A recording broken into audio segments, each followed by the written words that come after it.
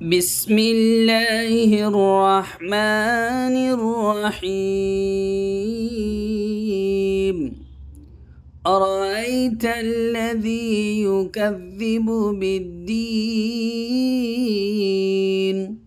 فذلك الذي يدع اليتيم ولا يحض على طعام المسكين فويل للمصلين الذين هم عن صلاتهم ساهون الذين هم يراءون ويمنعون الماعون صدق الله العظيم.